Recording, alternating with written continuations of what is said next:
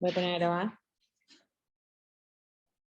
Porque lo que vamos a dar es, el título del teórico es enfermedades quirúrgicas de consulta frecuente, sería, ¿ah? Y en particularidad lo que vamos a dar hoy es tumoraciones e infecciones no graves de partes blandas. ¿Ah? Las infecciones graves de partes blandas tienen otro lugar y quedan por fuera de este teórico, si no se hace muy largo. Y lo que... Perdón, pero voy a empezar a compartir en el Zoom, que fue lo que me faltó. Y vamos a ir de a una, van a ver que son un montón, y a veces se hace un poco pesado, sobre todo porque cada una tiene su particularidad. Son sencillas, son enfermedades frecuentes, es la idea, ¿ah? Pero son unas cuantas. Bueno, vamos a empezar por una de las más clásicas. Ahora se van a empezar a dar cuenta de qué estamos hablando cuando vean de qué enfermedades quirúrgicas frecuentes hablamos. ¿Por qué quirúrgicas? Porque la mayoría de ellas, digo porque hay alguna que no, va a terminar necesitando algún procedimiento quirúrgico para ser resolutivo con la terapéutica. No necesariamente todas son de nuestra especialidad. ¿Ah? Pueden haber, hay alguna, por ejemplo, que es de la cirugía plástica, esa panadizo, que ahora que vamos a verlo como medio por arriba, yo no me dedico a panadizo, no puedo hacerlo, no soy cirujano general y es en la mano, en general lo hacen los cirujanos plásticos. Y después particularmente hay alguna en particular que va a ser médica y vamos a tener algún tipo de intervención nosotros, o podemos tener alguna consulta en algún caso en particular, pero no son quirúrgicas necesariamente. Las más clásicas, y vamos a empezar por ellas, son por ejemplo el quiste sebáceo, que es la primera que vamos a ver. El quiste sebáceo es un quiste de grasa o quiste epidérmico de origen benigno, es una patología benigna, y se produce porque se obstruye la salida de la glándula sebácea. ¿Ah? Entonces, el material sebáceo se acumula, y lo que va a pasar es que se va a producir una protuberancia debajo de la piel, que es muy fácil de manipular, que uno lo puede delimitar, y que particularmente no se va a movilizar con respecto a planos profundos porque queda adherido a la piel. Cuando uno mueve, lo mueve en bloque con la piel.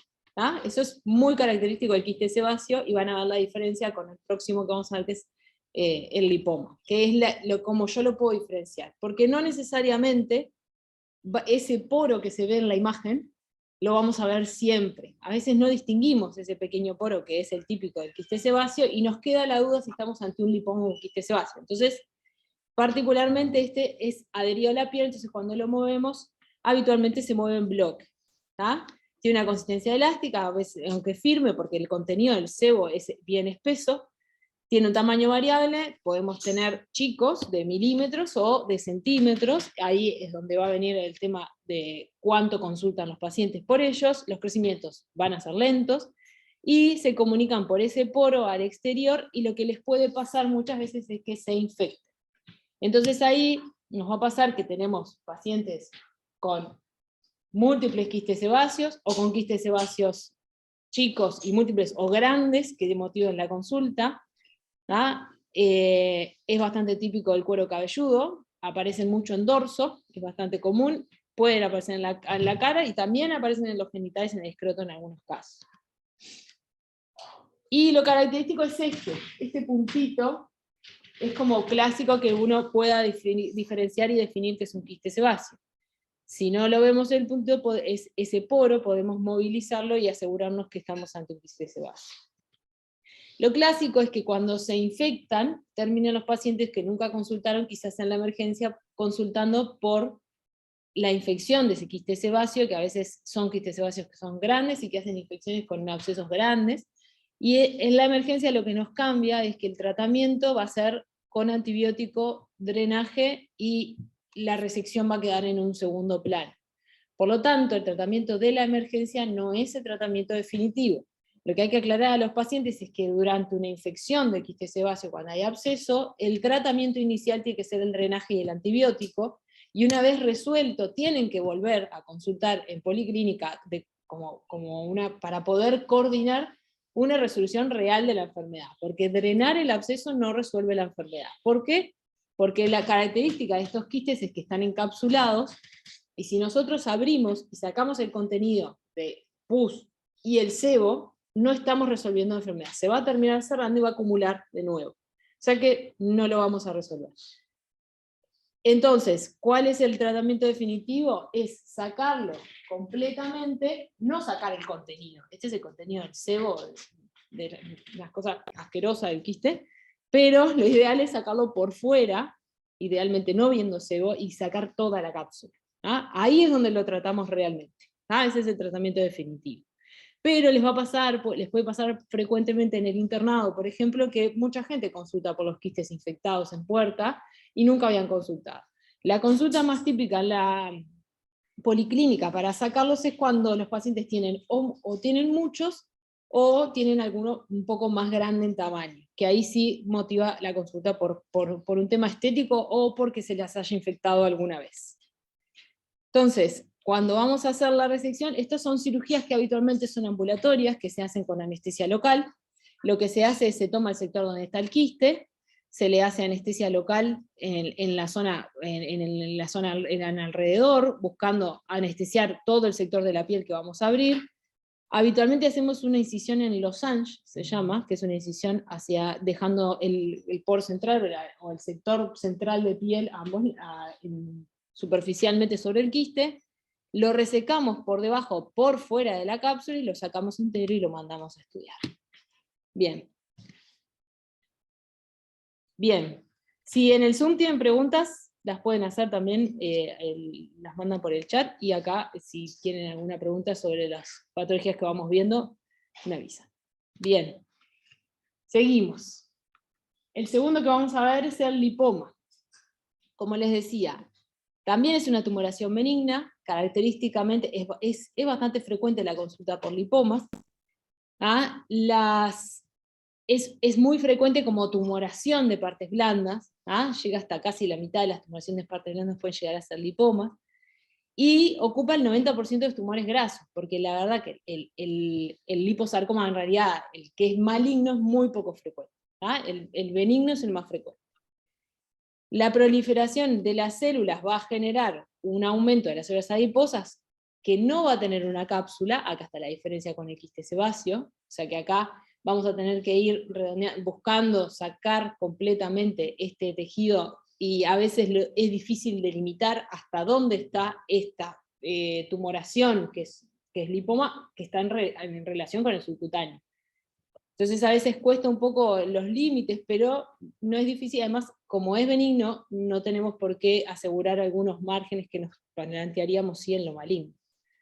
Es muy frecuente en adultos, es raro en los niños. Habitualmente son pacientes un poquito que van más o menos entre los 40 y los 60 años, y lo más típico es que aparezcan de forma única. En los hombres pueden haber, es más frecuente que aparezcan como lipomatosis, o sea, como múltiples. Y ahí ven algunos ejemplos.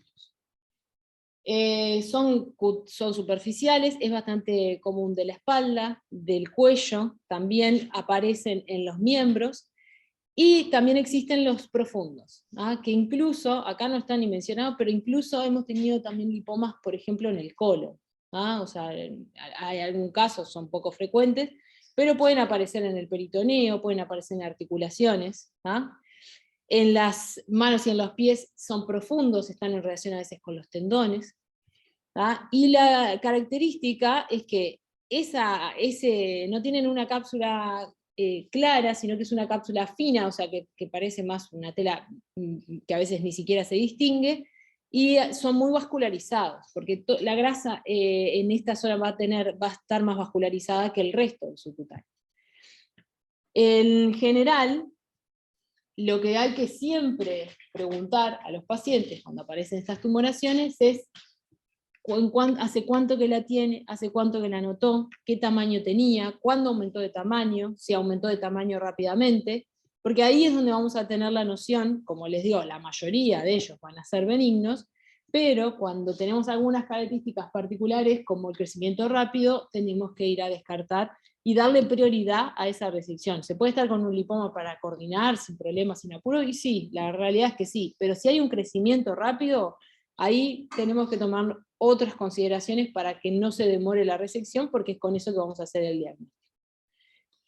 Lo otro es que no están adheridos a planos profundos. Los lipomas, si ustedes examinan al paciente y toman el lipoma del paciente, que esto les puede pasar, que alguien les muestre, mira, me salió esto en la piel, ¿qué es? Y para distinguir quiste sebáceo de lipoma, lo toman, lo mueven y van a ver que los lipomas se mueven fácilmente. Es literalmente una bolita de grasa que se mueve. Y lo que tiene es que está recubierto por piel de aspecto muy normal. Habitualmente no tienen cambios en la piel. Lo que sí, no se transforman a malignos, pero la forma maligna es el liposarcoma, que existe en un porcentaje de los casos, y la tenemos que sospechar cuando hay crecimientos rápidos. Los lipomas, no importa el tamaño, sean grandes o chicos, la mayoría van a ser benignos. Y existen lipomas benignos muy grandes. Vieron que hay algunas localizaciones particulares. Los típicos son los de dorso. Acá la mucosa yugal, ahí sublingual aparece uno. Podemos tener también esto que les decía en las manos, por ejemplo, en relación con los tendones. Y después aparecen algunos lipomas. Esto, por supuesto, esto es un lipoma benigno, y es un paciente que no consultó, porque realmente para el tamaño de este lipoma, el crecimiento tiene que haber sido de muchos años para llegar a este tamaño. Este paciente, por ejemplo, no se quiso operar. Le llegamos a... Nosotros cuando lo vimos, vieron que aumenta la vascularización de la zona. Realmente es un peso para él. Llegó un momento que lo motivó a consultar el peso, la molestia local, porque estéticamente no le molestaba. Le hicimos una resonancia, que la resonancia muestra que es bien una imagen de grasa, sin elementos anormales, y de todas maneras el paciente igual decidió no operarse. Bueno, el diagnóstico lo vamos a hacer clínico. Podemos tener algunos diagnósticos paraclínicos de ser necesario, en algunos casos que nos queden dudas, como por ejemplo usar la resonancia. No es que hay que pedir la resonancia de los lipomas, son particulares, es selectiva la decisión de hacer una imagen. Y la realidad es que la certificación es con biopsia, pero no les tenemos por qué hacer biopsia a todos los lipomas, sino que lo que en general hacemos es lo que se diría una biopsia exéresis, ¿no? O sea, lo sacamos para mandar a anatomía, para que se evalúe entero, para asegurar que no hay cambios hacia alguna zona, algún sector que nos confirme una patología maligna que no sea lo que esperamos. No, el tratamiento médico no tiene indicación, porque no hay nada médico que podamos hacer para evitar que el lipoma tienda a crecer en el tiempo. El crecimiento es muy lento, entonces puede pasar que el paciente no decida consultar ni sacárselo porque no le molesta y porque en realidad el crecimiento no le va a afectar. Y en general el tratamiento quirúrgico es puramente estético. Puede llegarnos a pasar, por ejemplo, como este paciente, que más allá de la estética también es un tema del peso que tenía esa tumoración y lo corporal. Bien, siguiente. Son muchos, porque es largo. En realidad el teórico no es que sea tan largo, sino que es mucha información. Bien, seguimos con el dermatofibroma. Otro tumor benigno y frecuente de la piel, que va a tener crecimiento lento. Vieron que en realidad todos tienen más o menos las mismas características. Pocos se malignizan, pueden ir de milímetros a centímetros, estos no crecen mucho, llegan hasta unos pocos centímetros, son firmes, y lo que tienen de característico es esto. Cuando ustedes quieren saber si esto es un dermatofibroma, lo ven, y cuando lo apretan entre los dedos, se umbilican, se hunden. Eso es lo característico. Entonces lo que tengo es, quiste sebáceo, si tiene el poro ya lo diagnostico y me doy cuenta fácilmente. Si lo movilizo se mueve en conjunto con la piel y con los planos profundos. Yo sé que el quiste sebáceo no lo voy a lograr separar. El lipoma lo tomo, lo movilizo y se mueve de los planos profundos fácilmente. Bien móvil por debajo de la piel, bien móvil en su espacio. Y el dermatofibroma lo tomo entre ambos dedos y se umbilica. O sea, así los puedo diferenciar entre ellos. ¿Para qué? Para hacer diagnóstico correcto. Los tres tienen indicación quirúrgica en tal caso. Lo importante es saber que no son malignos, y la diferencia que vamos a tener es que estos no se infectan, el lipoma no se infecta, y el quiste sebáceo se puede infectar. Ahí está un poco la diferencia entre ellos. Y lo otro es que estos son más de dermatología. Nosotros estos sinceramente no los vemos nunca. Porque la realidad es que son chicos que habitualmente con crioterapia funcionan. Y lo tratan los dermatólogos y nosotros pocas veces llegamos a tener que resecarlos. Bien. Pasamos a otra patología de consulta frecuente, más, que se vuelve un poco quirúrgica en algún momento, sobre todo en lo evolutivo, cuando no mejora. Y no es tan infrecuente tener esta consulta en la urgencia, que es la onicocriptosis. La onicocriptosis clásicamente es la uña encarnada. La patología tiene una relación directa con una etiología traumática generada de la uña hacia lo que lo recubre, digamos, todo lo que es el tejido que la recubre. ¿Qué pasa? Es habitualmente típica del dedo gordo del pie, es la más clásica, es producida porque hay un sector de la uña que se astilla o que lesiona, que está apiculado de alguna manera, y que lo que pasa es que se incrusta en el tejido del surco del dedo, y ahí determina entonces que se genere lo que se llama un granuloma. El granuloma es este tejido, en la foto anterior, ¿vieron este tejido acá? Esto es un granuloma. El granuloma es un tejido que está muy vascularizado, o sea, por eso deben haber visto una uña encarnada, y cuando uno ve una uña encarnada, lo que hace, lo típico es que apenas lo tocamos, primero que duele, y segundo que sangra, porque el granuloma está muy vascularizado. Y tiene componentes exudativos, es doloroso, y lo que hace es que termina siendo un foco séptico porque la zona se contamina, entonces se contamina con los gérmenes en contacto con este granuloma, y terminamos teniendo la infección posterior. El tratamiento médico funciona en muchos casos. Sirve mucho, por ejemplo, poner agua caliente o envolver con agua caliente, con toallitas con agua caliente, o con vasita con agua caliente, para macerar un poco la zona y que logremos desarmar ese granuloma, abrir. Y además se usan mucho los antibióticos locales. Podemos usar cremas que sean combinadas, o cremas como pirosina, por ejemplo, que son como antibióticos locales. Y el quirúrgico va a ser con la infiltración de la base del dedo. Esto es para hacer un bloqueo del dedo. A veces se puede hacer una ligadura de la base del dedo, que es un poquito más arcaico como sistema de anestesia, pero bueno, a veces funciona, que generamos un poco la falta de llegada de sangre, cambia un poco la sensibilidad del dedo, da dolor, molesta. La verdad que los pacientes además vienen porque ya están con mucho dolor y no pueden ni tocarse el dedo. Y la base va a ser sacar ese granuloma y recortar ese sector de uña espiculado que está determinando la lesión hacia el borde del dedo. Por eso es importante que el recorte de las uñas, esto hay que tener mucho cuidado en los pacientes, por supuesto los diabéticos, los pacientes que tengan predisposición a infecciones, el recorte de la uña lo más recto posible y sin astillar. Y en correlación, podemos decir, están también los panadizos. Esto es otro tipo de infección, o de proceso supurado, de partes blandas, que no los tratamos nosotros, en realidad es patología de la cirugía reparadora, de la cirugía plástica, porque la mano es particularmente la tratan los cirujanos plásticos, y la verdad que es una parte muy particular en sus formas de manifestarse en algunas patologías. Lo típico de los paradizos es que en general están circunscriptos al dedo, pero el tema es cuando tenemos que haya virulencia mayor y que el estado biológico del paciente no colabore, ahí con el antibiótico no terminamos de resolver, y muchas veces tenemos que ser más invasivos.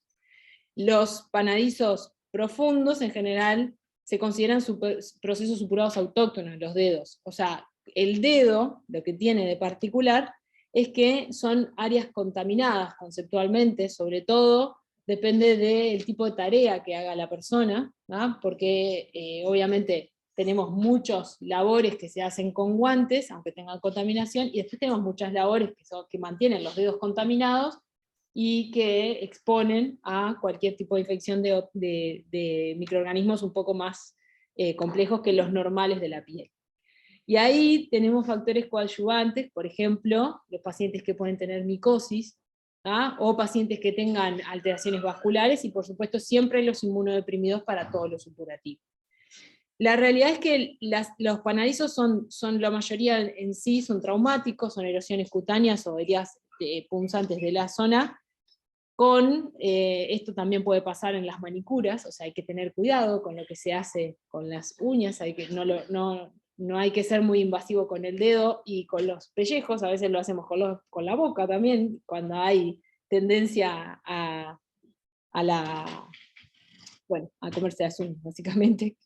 Que es bastante común que en la onicofagia la gente genere lesiones y especulaciones de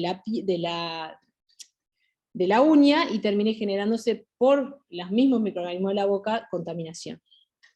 Entonces, una de las cosas que se hace habitualmente inicial, esto es lo que le tienen que decir a una persona que les dice que le aparece un panadizo, van a ver un granuloma también, que muchas veces igual que en la onicocriptosis, es lavarse con jabón antiséptico, se puede poner agua oxigenada, y otra cosa es intentar el drenaje espontáneo. Entonces ahí también, con agua caliente, poniendo gasitas calientes, logramos maceración de la piel alrededor, y eso muchas veces hace el drenaje espontáneo y mejora. Si no, lo que hay que hacer es un drenaje quirúrgico y asociar tratamiento antibiótico. ¿Tá? Que ahí ven en la imagen cómo el drenaje es de la zona donde se generó el panadizo, y hay que recortar la uña en esa zona, ¿tá? Logrando un debridamiento, o sea, un drenaje abierto de esa zona.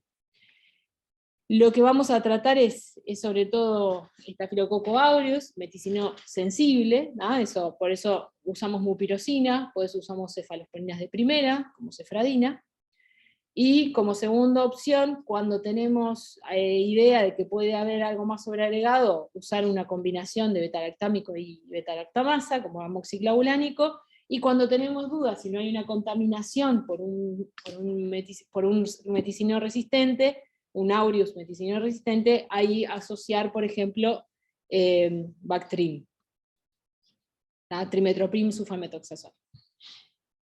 Bien. Ahora pasamos a lo que son específicamente infecciones de la piel. Cuando les dije, estos son infecciones, cuando hablamos del quiste sebáceo infectado, es una complicación del quiste sebáceo, pero no es una patología infecciosa de la piel. Acá vamos a hablar directamente de patologías infecciosas de la piel. ¿Alguna duda por ahora, por acá? ¿Alguien en el Zoom? Bien, seguimos. De las infecciones de la piel, vamos a empezar por la hidroxiadenitis. Bastante frecuente también, es muy común conocerlo más porque alguien también puede consultarnos, o que por consultas en emergencia podemos tener consultas cuando sobre todo tienen una abscedación, que a veces pasa. Es la inflamación de los folículos del vello y las glándulas apócrinas, entonces va a ser más típico en las zonas donde hay más vello, en las axilas, en las ingles, puede pasar también en otras zonas, pero lo más típico es que sea de las ingles y de las axilas, es la consulta más frecuente. Van a hacer tumoraciones de tamaño variables, que son dolorosas, que son calientes, que son duras, es típico de lo supurativo, se vuelven más blandas, y a veces terminan fluctuando y terminan abriendo algún sector por el que va a salir pus. Lo que nos pasa muchas veces es que se cronifican y terminan formando fistulización, o sea, la fístula con exudado de líquido seroso o purulento por las cicatrices de los drenajes. Entonces tenemos pacientes con axilas de esta forma. Drenajes previos, cicatrices y sectores fistulizados con el orificio por el que está todo el tiempo exudando. El tratamiento médico es antibiótico, por supuesto, y lo quirúrgico va a ser el drenaje hasta la extirpación de la piel afectada. Lo que nos puede pasar, es que alguna vez tengamos sectores de hidroxiadenitis tan extensos que determinen algún tipo de resección que necesite anestesia general, que sea en bloc y que sea en combinación nosotros con el equipo de cirugía reparadora, con los plásticos, para cubrir sectores. o armar colgajos, o poner, o hacer, o coberturas de otro tipo, depende de lo que ellos consideren. Porque a veces se extiende tanto la hidrosalinitis, que la resección de piel que tenemos que hacer, porque acá hay que sacar la piel, no nos da después para la cobertura, ¿ah? Con un cierre simple de piel normal, porque quedaría a tensión y muchas veces no llegan los planos, o quedan muy a tensión y se abren en el postoperatorio.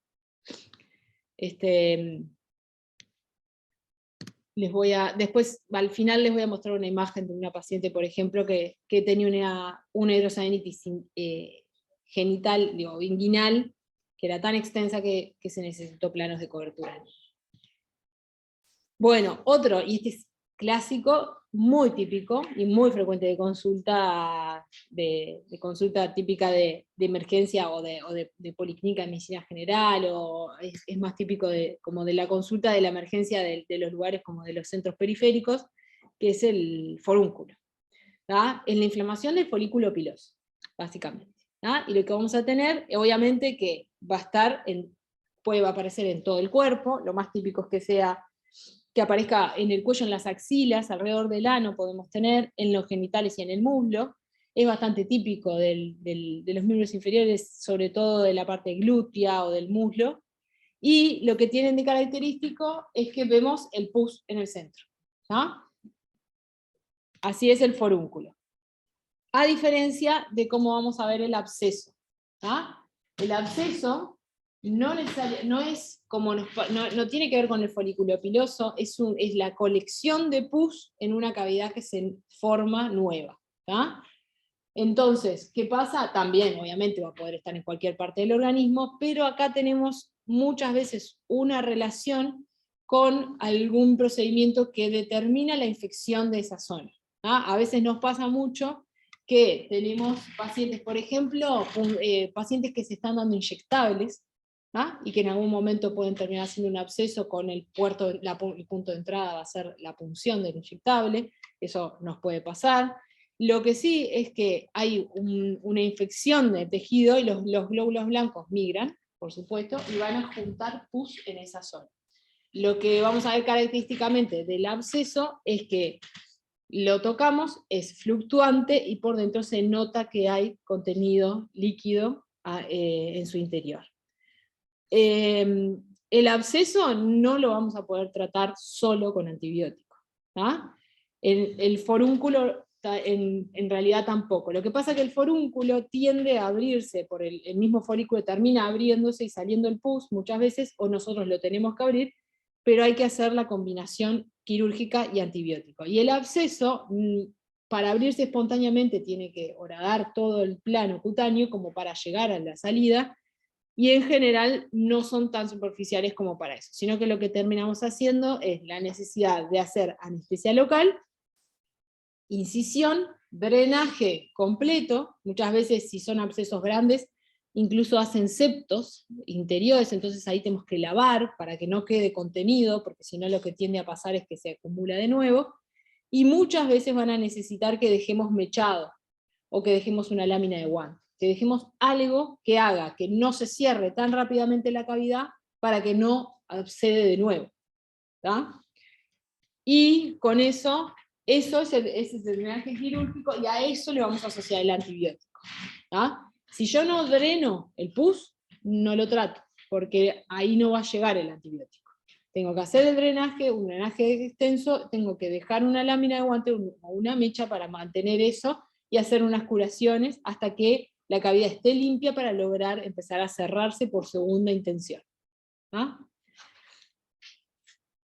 Otra patología infecciosa típica es la erisipela. Esta es la que, por ejemplo, les decía que no tenemos mucha injerencia nosotros hasta que en algún sector puede abscedarse. Si se cree que en algún sector se abscedó, ahí quizás hay que drenar ese absceso, porque obviamente el antibiótico no va a ser efectivo. Es estreptococos del grupo A, la entrada de puerta en general es una pequeña lesión de la piel, y son de inicio agudo. Lo que nos pasa es un cambio de coloración típica de la piel, que se vuelve rojo intenso, con todas las características fluxivas, la zona se define bien, sobrelevada, en general lo que hacemos es marcar, va a ser unilateral en los miembros inferiores, lo más típico es que sea de los miembros inferiores, y lo que vamos a hacer es, el paciente va a tener como también un síndrome toxoinfeccioso, lo que vamos a hacer es antibiótico, y vamos a ir chequeando que de lo que marcamos vaya cambiando. Como nos pasa también en la celulitis. La celulitis puede ser la patología de por sí del paciente, o puede ser que tengamos alguna patología que asocie una celulitis perilesional. Por ejemplo, nos pasa bastante frecuente a nosotros en las infecciones de herida. Si hay una infección de herida, o sea, el paciente tuvo un traumatismo, una herida, o cortante, o lo que sea, y nosotros lavamos la herida, cerramos con puntos, y a los días, cuando lo controlamos, por eso hacemos antibiótico profiláctico, pero si a los días, cuando lo controlamos, tiene una celulitis perilesional que está cada vez más aumentada, eso es una celulitis perilesional, es relacionada con esa herida que sabemos que tiene. Pero la celulitis es una infección que puede ser, que es bastante, vieron que son los estreptococos grupo A, en esta también pueden afectar los estafilococos, son gérmenes de la piel y a veces asociados a gérmenes en relación con el ambiente. ¿tá? Pueden pasar en cualquier parte del cuerpo, por supuesto, y lo más clásico es que tenga rubor, calor, dolor, y que no sean brillantes como en la erisipela, bien como brilla acá, ¿tá? Es más típico que sea así, y que no se sobreleve. ¿tá? Los límites no son netos en general, y necesitamos marcar para saber que estamos mejorando. Entonces, ¿cuál es la situación que favorece la producción de una celulitis? Es cuando tenemos una entrada, un sector de entrada. Las picaduras de insecto, los pacientes que tienen lesiones por rascado, y obviamente en las uñas hay muchas, tenemos más riesgo porque si generan la lesión también lo contaminan. Las cirugías recientes, esto es lo que yo les decía, si tengo una herida que está suturada recientemente. Después se considera también en los pies de atleta el eczema. Quemaduras pueden llevar a celulitis, que es una de las complicaciones que a veces puede llegar a ser muy grave, o las heridas que no se desinfectan correctamente. Es muy típico, por ejemplo, en la construcción, las punciones de la planta del pie, por clavos, por cosas en el pie, en el piso, que muchas veces atraviesan los zapatos de protección. Es muy clásico de los que trabajan hacen leñería o trabajan con tala o con lo que tenga que ver con montes o lo que sea de naturaleza, que puedan tener entrada de espinas, por ejemplo, sin darse cuenta, y que se sobreinfecte. La resolución es el antibiótico, y cuando se abscedan se puede llegar a necesitar drenaje. Bueno, ¿cómo? ¿Bien? Ya estamos, esta es la última. Y la última que vamos a hablar es la enfermedad pilonidal. También patología frecuente y que lleva mucha consulta en emergencia cuando se complica. Cuando no está complicada puede llevar a consultas porque el paciente tiene episodios en los que pasa mal, sobre todo por dolor local o por sangrado local en la zona, o porque tuvo episodios de abscedación, que los trató con cremas o lo que sea, que eso lo vemos ahora, y termina consultando a veces en la policlínica porque, sabe que tiene una patología en la zona que cada tanto le genera síntomas. Es una afección benigna también, como todas las que hablamos, es de la región sacrocoxigia, y lo que la característica es que tiene un quiste subcutáneo que puede abscedarse o fistulizarse. Entonces lo que nos pasa es que acá ya en 1880 la describían como una infección crónica que contiene pelos y que suele encontrarse en la región interglútea. Es como un nido de pelos. El origen de la enfermedad pilonidal es que hay un orificio desde el folículo piloso. Lo que vamos a tener es un pelo del folículo piloso que tiende a meterse en el folículo piloso de al lado, a esto le vamos a llamar PIT, y cuando se mete en el folículo piloso del pelo de al lado, termina generando que ese folículo piloso haga la enfermedad. No es de donde se origina el pelo, sino que ese pelo crece hacia el folículo piloso al lado, ocupa el sector del folículo piloso, lo termina quistificando, y después muchas veces para intentar salir hace un trayecto haciendo una fístula y saliendo por otro lado. Muchas veces cuando sacamos trayecto de fístula coxigia, cuando la cortamos nos encontramos con un montón de pelos pasando por dentro. ¿Tá? Entonces, los pelos en la región se invaginan dentro de la dermis y generan una reacción inflamatoria. Ahí se produce el quiste, ¿tá? Y eso se va a tender a sobreinfectar y poder hacer un absceso coccígeo. Esto es como en lo agudo, esto tiende a generar consultas en los pacientes.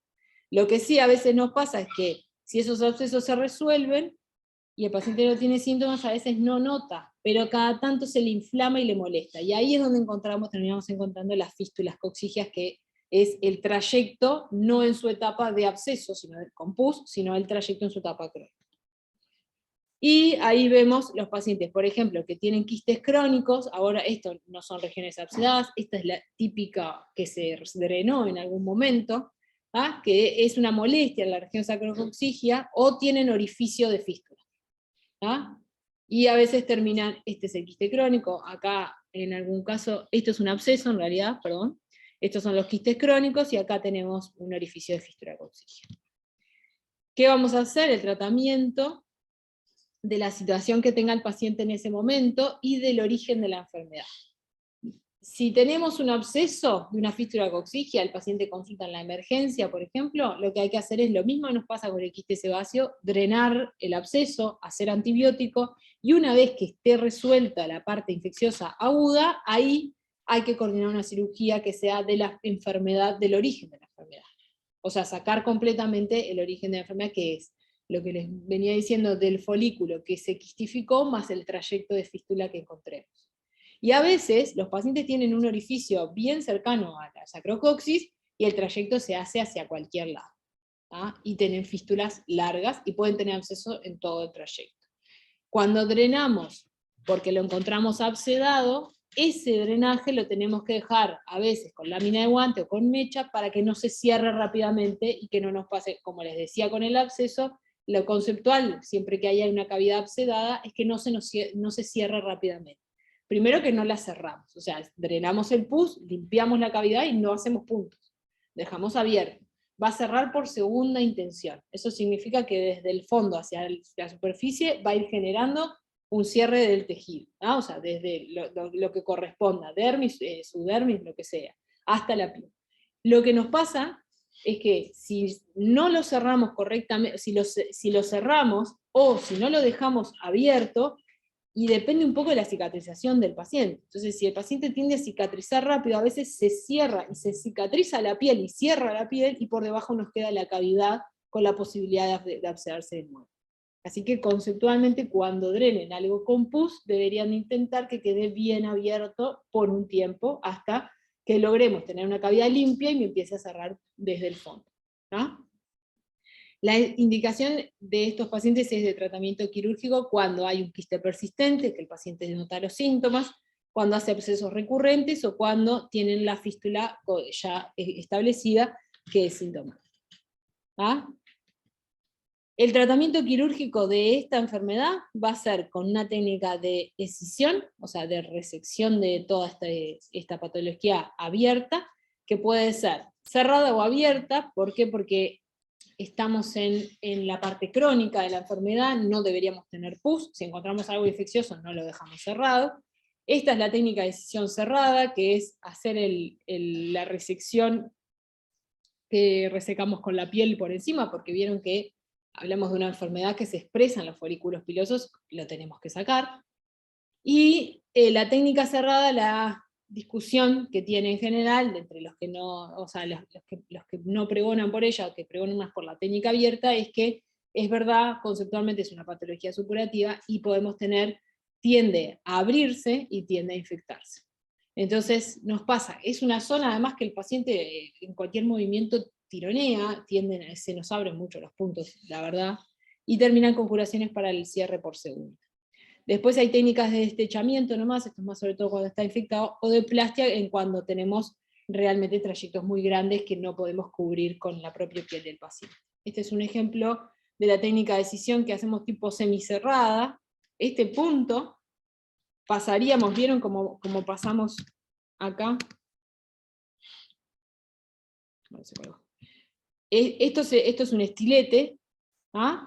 Que es como una varillita de metal que nos permite, que es Roma, que nos permite encontrar el trayecto de la fístula y continuarla hasta donde llega. Entonces, por el orificio lo pasamos y vemos qué trayecto hace para resecarlo completo. Resecamos la piel que está por encima y resecamos todo el trayecto de la fístula, nos queda el espacio de la patología, o sea, nos queda el espacio limpio, o sea, sacamos la enfermedad y queda el espacio limpio, y en la técnica semicerrada lo que vamos a hacer se llama marsupialización. ¿Qué es esto? Vieron cómo los bordes de la piel, en vez de hacer una técnica cerrada, que sería hacer puntos piel con piel, lo que hacemos son los puntos hacia el subcutáneo para que quede más cerrado, con un trayecto, en realidad tratando de agarrar aponeurosis en esta zona para que quede más fijo, y que quede el trayecto central, que sea la única parte que va a tener que cicatrizar por segunda intención. Bueno, y eso es todo. Bueno, a ver el Zoom.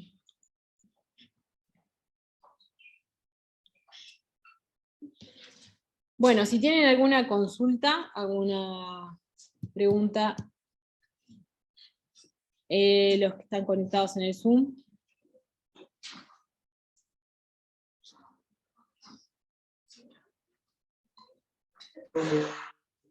Claro, profe, gracias. ¿Preguntas? No. Bueno. Son muchas cosas, pero son patologías sencillas.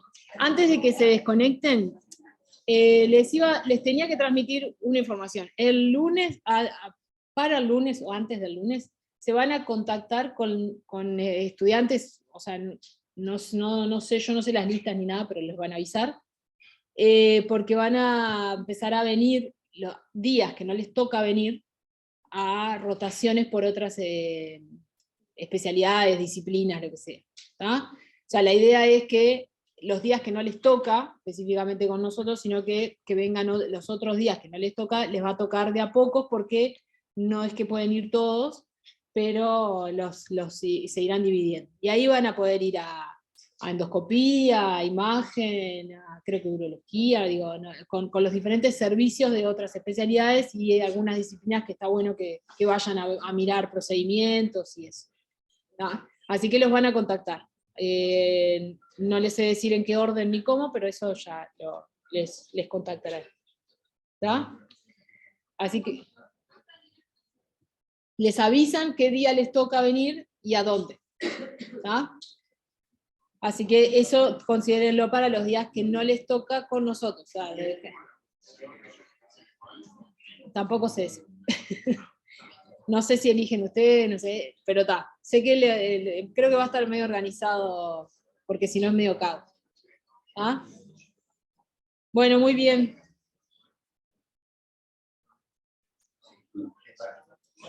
Bueno, ¿preguntas en el Zoom? No. Voy a terminar.